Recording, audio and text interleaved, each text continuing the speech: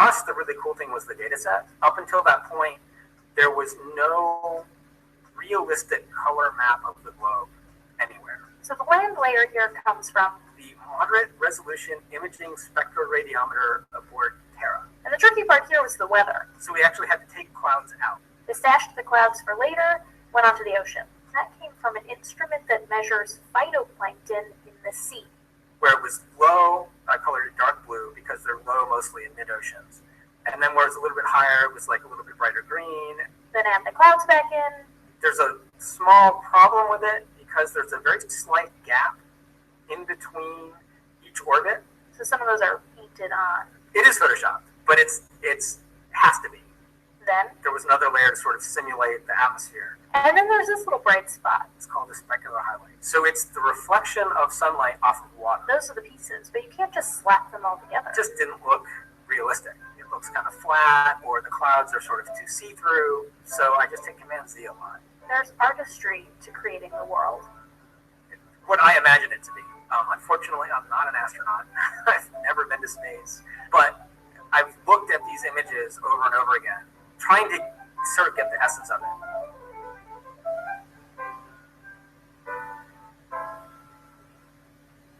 So, our proof that the Earth is a globe is a bunch of photoshopped images. Why can we not make a normal photo from one of those many satellites? If you look at a few pictures the other space agencies released, you will find out they all make composite images. Maybe. Hi folks, hope you're okay today. I just want to talk about the Earth is flat brigade. There are people out there who are advocating that the world is flat. And it seems to be spreading all over the place amongst creationists. And I want to give my view on the topic. So let's just hear a few more bits on this issue. The Earth is flat. So let's just hear. This is a video called Flat Earth Proof Summary, Full Background, NASA footage of moon landing. Just hear a little bit more. You're thinking you can't use a normal camera in space, but the Chinese claim they use the HD camera. And then there is this next problem. You don't really care much about sea level. You want to be high, you're measuring your distance from the center of the Earth. From the very center of the Earth. Is that different from the center? I'm trying to figure out the very center of the Earth. So you want to find the farthest point from that center. And it turns out sea level at the equator is farther away from the center of the Earth than sea level near the pole. It has nothing to do with global warming and melting of the ice caps. Why is that? Because Earth, we know it spins once a day. Yes, thank you.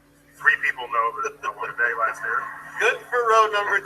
They're off to a great start. So you spin, when you spin pizza dough, it kind of flattens out. It gets wider in the middle.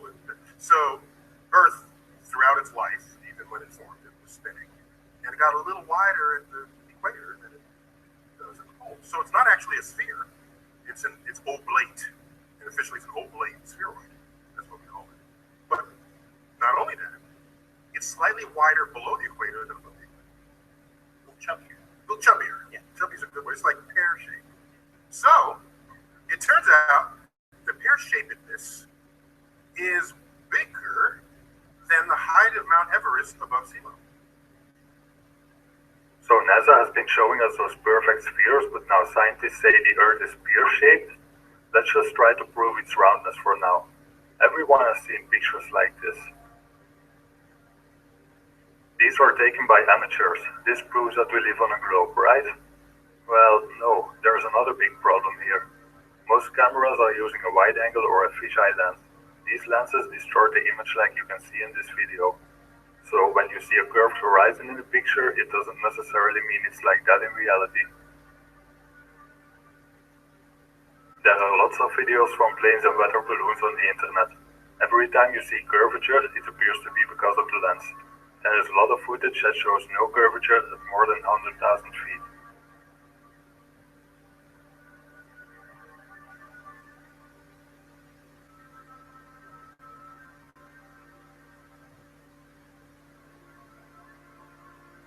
Don't panic yet. There are other ways to prove the Earth is a globe. For example, the Bedford Level. Level experiment. The argument for all practical purposes came to an end when the Church of England was established by law during the 16th century. They rejected many laws of the ancient Catholic Church, and to appear forward-thinking, they embraced many radical scientific notions prevalent at the time, including Copernicus' round Earth theory. With this endorsement, the theory found its way into the schools, which were then largely controlled by the Church. It has remained there to this day, and many children have accepted it without question. Perhaps the most significant experiments were those carried out on a canal known as the Old Bedford Level. Located in Cambridgeshire, England, the canal is perfectly straight over an uninterrupted 6-mile stretch. While there, Parallax conducted many experiments, all towards one conclusion: to prove that the surface of the water in the canal was indeed perfectly flat. In one experiment, a boat carrying a flag rowed from one bridge to another 6 miles away. An observer with a telescope placed 8 inches above the surface of the water found that the flag and the boat were distinctly visible throughout the entire distance. If the Earth is a sphere with a circumference of 25,000 miles, then over a distance of 6 miles, the second bridge should mathematically be 16 feet below the observer's eye line.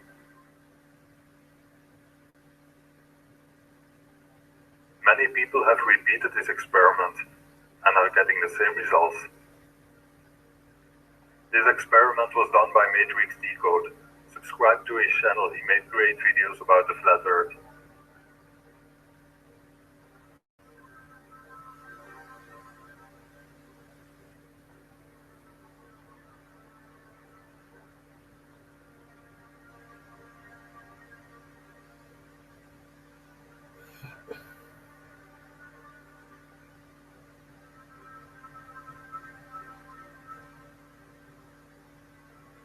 Okay, you can start to panic just a little bit now, but still, the Earth must be a globe. We even know the size.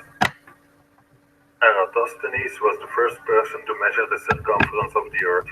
He did this by sticking 2 poles in the ground in 2 different locations far apart. By measuring the different shadows, he could calculate the size of the Earth. Many people tell me this is another proof that the Earth is a globe.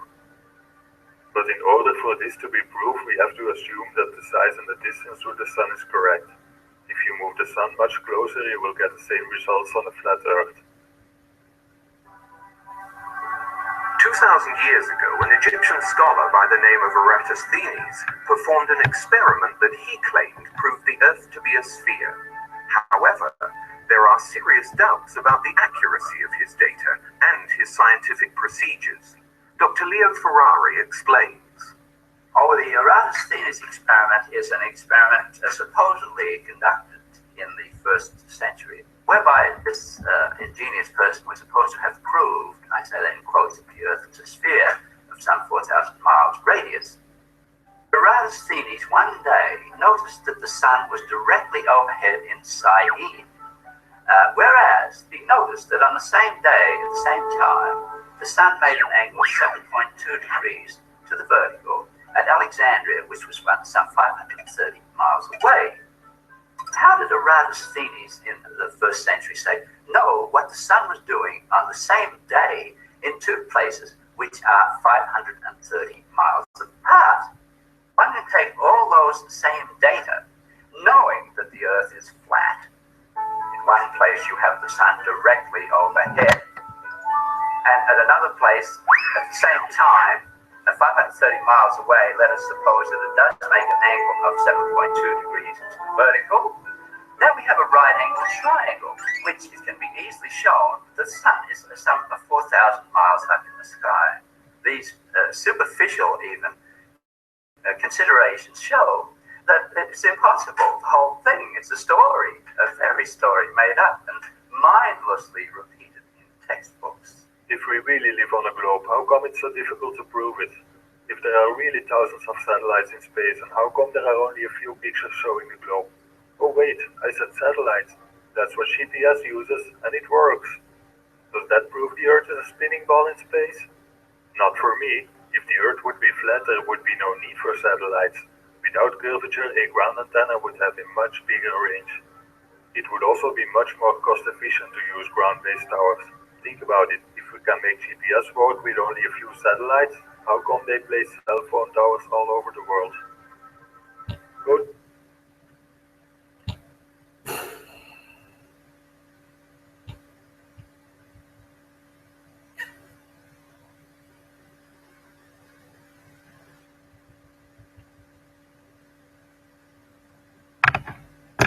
So scriptures, Isaiah 40 verse 22, it is he that sitteth upon the circle of the earth, and the inhabitants thereof are grasshoppers, that stretcheth out the heavens as a curtain, and spreadeth them as tents. Dwell here. Job 26:10. He that compassed the waters with bounds until the day and night come to an end. Proverbs 8:27, when he prepared the heavens I was there, and he set a compass upon the face of the depths.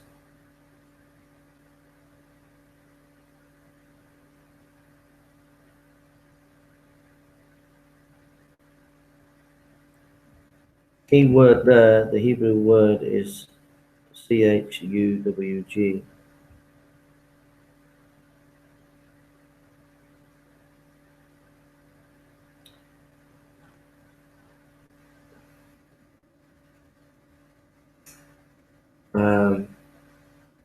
Isaiah 29:3, and I will camp against thee round about, and will lay siege against thee with a mount, and I will raise forts against thee. One writer in Tectonic says, obviously the soldiers could not camp in the shape of a sphere around the city. This word appears to be making a statement about a circular pattern rather than giving reference to a given shape.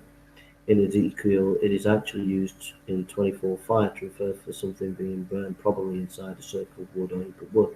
Skeptics would surely find no satisfaction in the use of this word to refer to the earth and assume that it meant circle, as they do with CHUWG, for it is clear that it is not used exclusively of a sphere, and one can readily suppose skeptics simply assumed that someone using the word DUWR to describe the earth meant something like the way it used in Isaiah 29:3.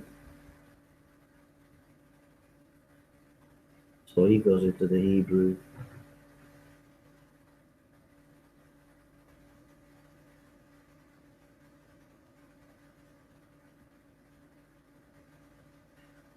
See what he said. This is a tectonics.org earth shape.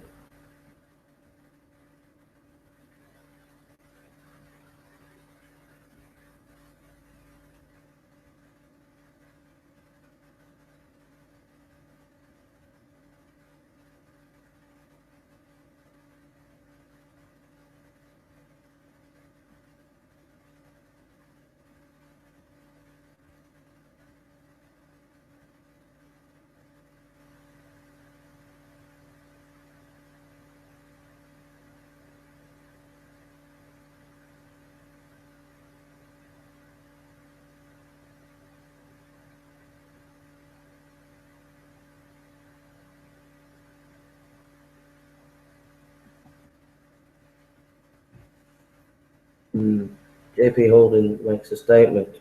It must be admitted that outright that some of the items listed here could be interpreted as giving a false cosmology, but it is also possible to interpret them in other ways. The Bible lacks specifics in this regard, i.e. precise descriptions that were often offered up by the pagans, and so leaves the answer, does the Bible teach bad cosmology, quite ambiguous in a few places, but for the majority of the sites we have seen, there is no such ambiguity, merely misinterpretation by skeptics and or poetry. We are justified in our assertion that there is no proof that the Bible teaches false cosmology. In other words, we can take scripture, like if we turn to a few scriptures here, Revelation 6:13, and the stars of the heaven fell on the earth, even as a fig tree casteth her ultimate fig, she is shaken. Matthew 24:29, immediately after the tribulation of those days, the sun shall be darkened, and the moon shall not give her light, and the stars shall fall from heaven, and the powers of heaven shall be shaken. So there's lots of references to the spheres, the heavens. The earth, Joel 2:10, the earth shall quake before them, the heavens shall tremble, the sun and the moon shall be dark, and the stars shall withdraw their shining.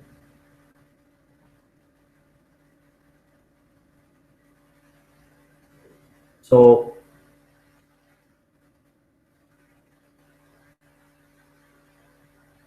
in other words, the skeptic might say, oh, well, the Bible teaches a flat earth. I would say that is, let's see what he has to say here.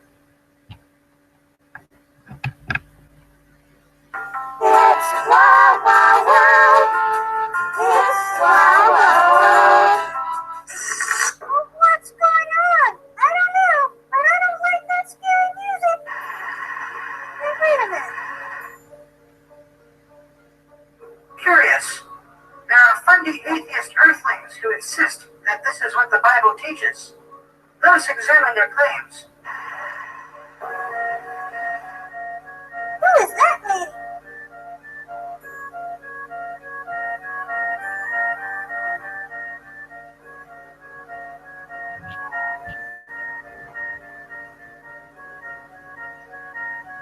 Strong Concordance, word H77, Eretz, land.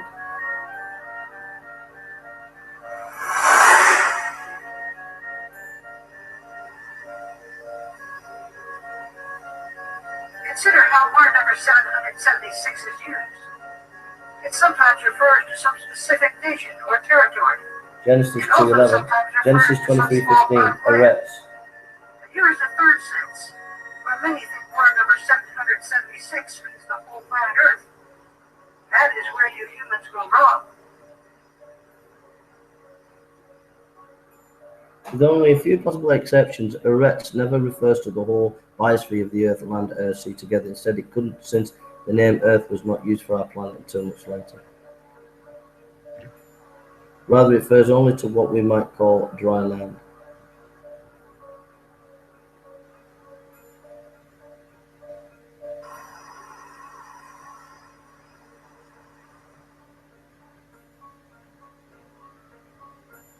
Consider the phrase ends of the earth.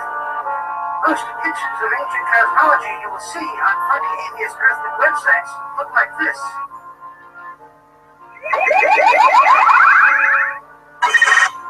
They say the Hebrews conceived of the earth as a flat disk, with the land in the middle and ringed by water. But consider the phrase ends of the earth again after reading word number 776 as meaning dry land. The Old Testament distinguishes between the dry land, Yabasaha, Eretz, and the watery seas. This is contrary to a modern biosphere sense of the earth.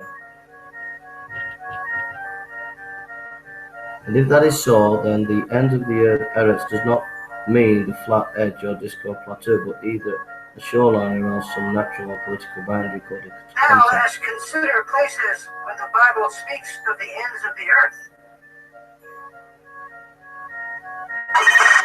Deuteronomy 13:6 and 7. Deuteronomy 28:69.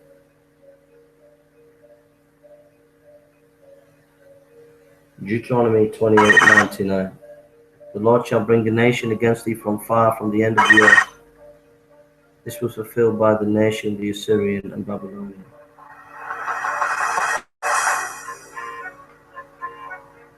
Deuteronomy 33:17. His glory is like the firsting of his bullock, and his horns are the horns of a unicorn within.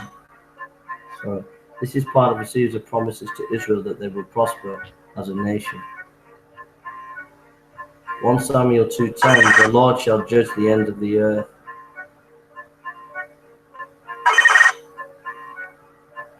Psalm 22:27.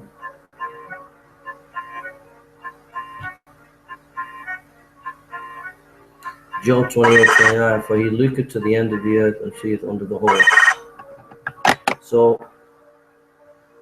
we've looked at a few there. What he's doing there, that's JP Holding, is skeptics will say, well, wait a minute. The Bible teaches that the earth is flat.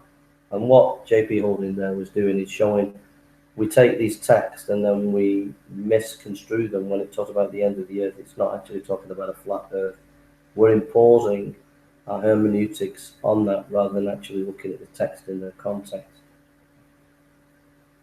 Okay. So, what do I think ultimately of all this end of the earth? I think it's utter baloney. I think it's all conspiracy theory stuff that the earth is flat. And I can't really take it seriously. And I think it does damage to the cause of Christ, because people hear this kind of stuff and they think immediately that you're anti-intellectual and that you're not really actually living in the real world. So I think it's dangerous. I think it kind of undermines the preaching of the gospel, because you're preaching the gospel and then you say you believe in the flat earth, and people are just not going to listen to you or take you seriously, because you're just following stuff that isn't even science. It's just pseudoscience. And people might say, well, they have a point, but to be honest, I just think that it's crazy stuff, really, and I think that it undermines the credibility of the preaching of the gospel if we say that we believe in a flat earth. All these things that are brought up, all these arguments for a flat earth, to me, it's just pseudo stuff, pseudoscience, based on, when he was talking about these videos and the skyline changes with the camera, that's not science. That's just pseudo conspiracy theory stuff, and I just can't take it seriously. And I would just ask people, to really, I think, just to think things through and think that if you kind of imbibe this kind of stuff, then you're going to undermine the preaching of the gospel. It seems to be some creationists that are following this kind of stuff, and you're undermining creationism. You're undermining the preaching of the gospel with this kind of stuff. Skeptics are not going to take you seriously if you're propagating this stuff. You're not going to be taken seriously on the streets.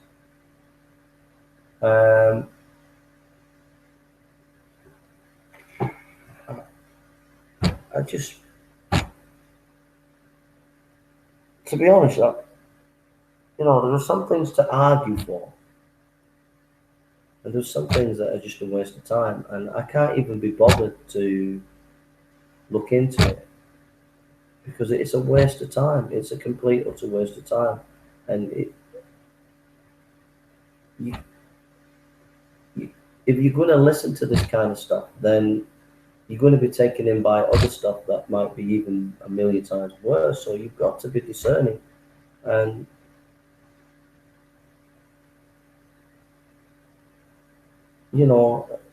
Paul talks about fables and science so-called, and you can get yourself wrapped up into this pseudo-science and pseudo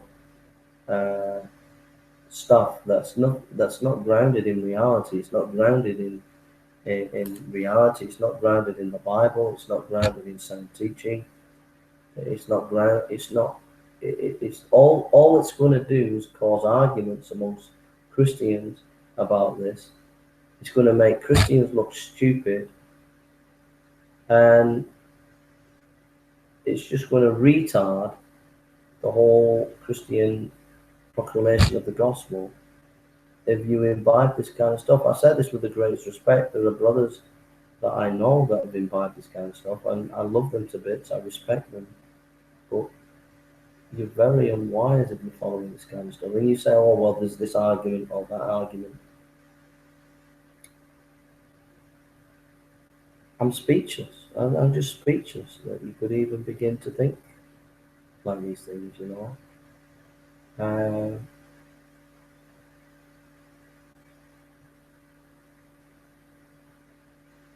just speechless.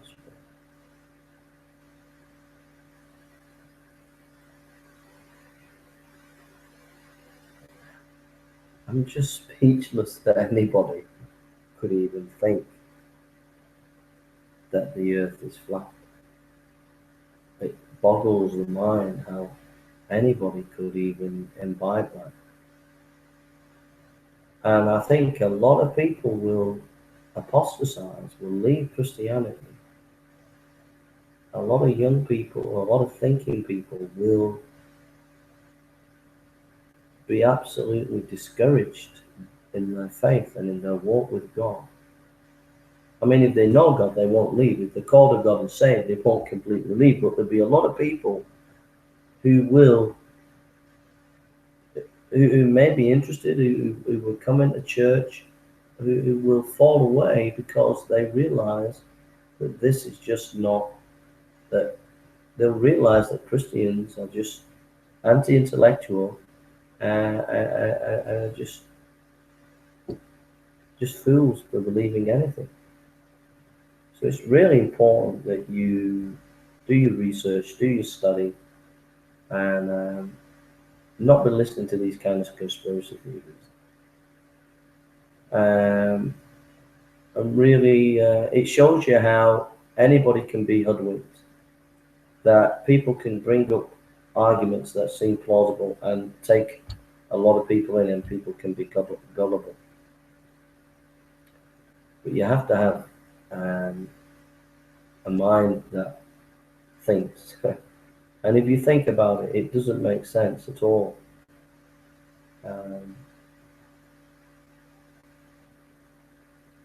So I mean, the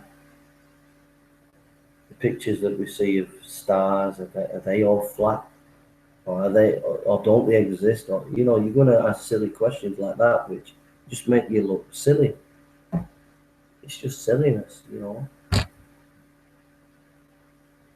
So please, if you're a Christian today, please think. Don't believe in these conspiracy theories. It's just false science. I don't agree with evolution. I think evolution's a load of baloney. I think that is pseudoscience. But there's basic scientific things that we do know, and to try and overturn those things and say that they don't exist and that it's not true, it's just sheer lunacy, really. That's what I think it is. It's just lunacy, and you've got to really think about what you're doing. I say this with the greatest respect and love to my brothers and sisters in Christ, but what you're doing is you're actually falling into the trap of the enemy, and you're actually undermining the preaching of the gospel. Because if you bring this stuff up on the streets that the earth is flat, people are just going to laugh at you, and they're not going to listen to the gospel. You undermine people like myself who are trying to preach the gospel, who are trying to reach out, because we'll be associated with people who believe in the flat earth or things like that. So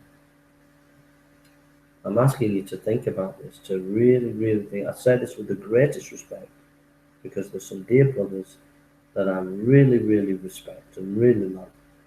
Please think about this. This is not good. It really isn't.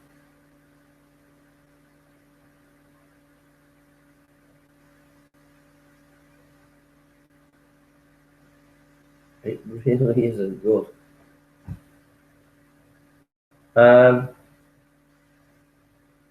That's all I've got to say. I can't even be bothered to go into the studying science and all the rest of it. I just can't be bothered, because it's just a waste of time. If you're going to believe this kind of stuff, then you're